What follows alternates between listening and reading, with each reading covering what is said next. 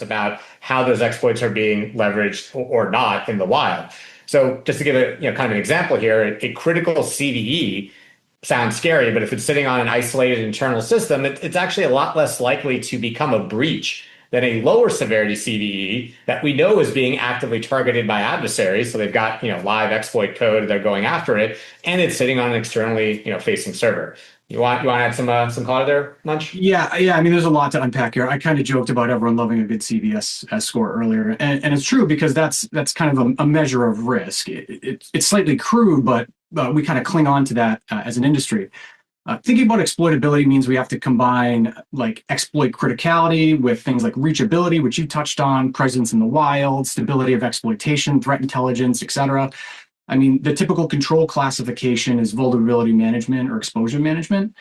So questions as we evaluate our program is how do we measure exploitability, right? Is it multidimensional, or are we using that one number we've used for a long time? Does it actually reflect the risk the vulnerability represents to our organization based on compensating controls? Or is it more of a generic risk that doesn't take that into account? CrowdStrike customers have access to a risk engine that leverages not only CVSS, but threat intelligence, ease of exploitation, presence in the wild.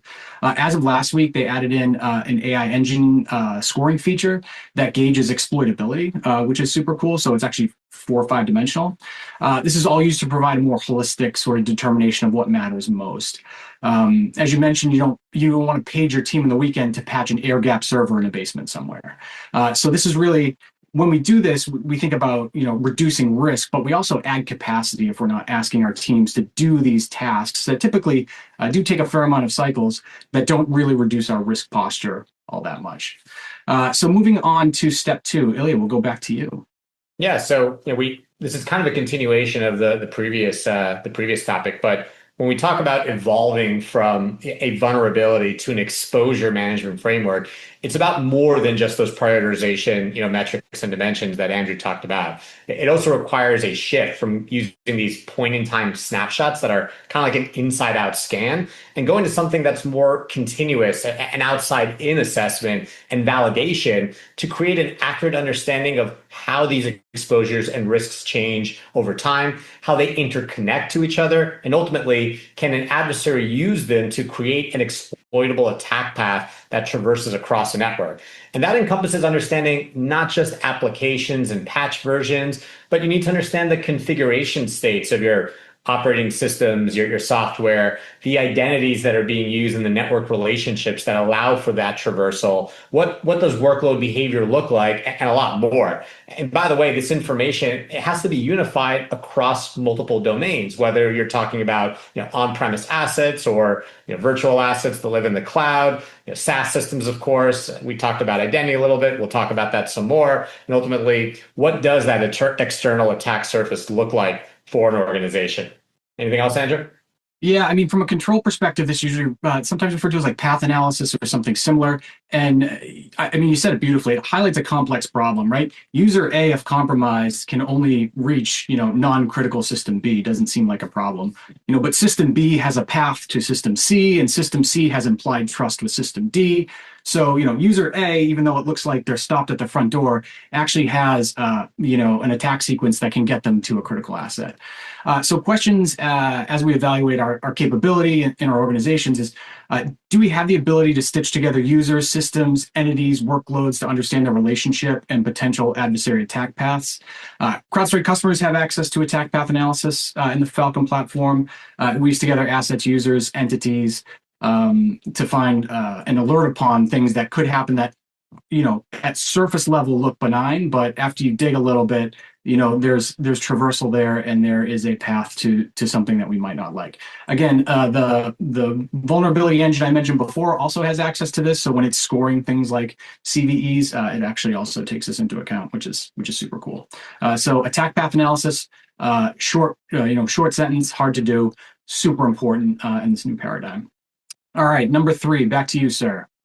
Thank you. So, we think about some of the core philosophies at CrowdStrike, and I'm talking about going, all the way back to the days when we pioneered EDR, but it's relevant across every space that we play in security. Is that preventing everything is both impossible and actually unnecessary. I know it sounds controversial to say that, Because the goal has always been to provide enough visibility, detection, prevention, and of course, response to prevent an adversary from achieving their goals, because that's the difference between an incident and a breach.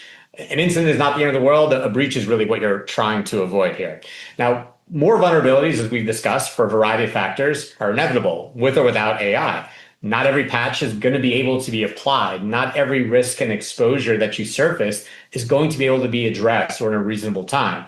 So the real question is whether they're going to lead to a breach and a meaningful impact. And that kind of goes back to the points you made, Andrew, about capacity. The defender's objective is to make successful exploitation harder, reduce what access it yields if it does occur, and then if an adversary does get in, because they're going to get in, contain them before they can escalate privileges or move laterally.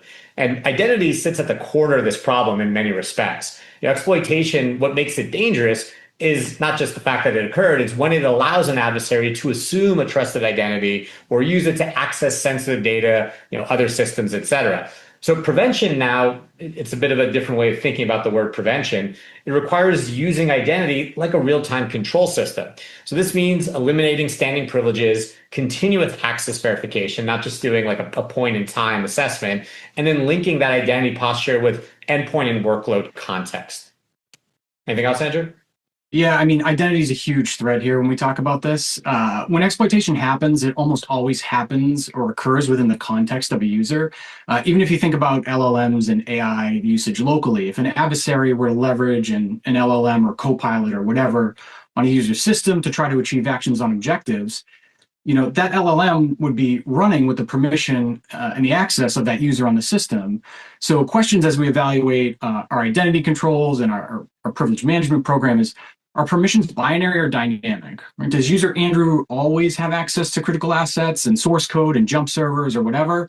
Or is that user given just-in-time permissions as required for job function? Are we monitoring for variations from baseline when it comes to permission use and access? And this is kind of a boring one, but it's super important. Like, what does our audit cadence look like for how we dish out or give those privileges to our workforce? For CrowdStrike customers, they have access to an identity solution that provides the ability to exert control over user access with just-in-time permissions, no standing privileges, monitoring and reporting, the step-up authentication, looking for stale, over-provisioned, programmatic, non-human identities, monitoring those. It's a pretty comprehensive, and it's really what's required in this new paradigm. Even as you think of, and we're here because of these frontier AI models, when you think of the AI models running, typically if you're thinking about your workforce using them, they're running on a system and they're running usually as that user or with the privileges of a user on that system. So how do we really get control over that? All right, we're on the back nine here, Ilya. Let's take us through number 4. Yeah, so if we think about the topics we just covered, many of the concepts we just talked about, they're not really that new. I mean that in a good way, or they haven't inherently changed just because we're in this world of frontier AI. What really is changing is this imminent surge in the speed and scale. And that's what most teams are, in fact, not operationally ready to absorb. The surge, that is. Again, it's the same job as before, but it's just too hard to keep up with. So as discovery and identification accelerates, the response aspects, of course, has to keep pace as well.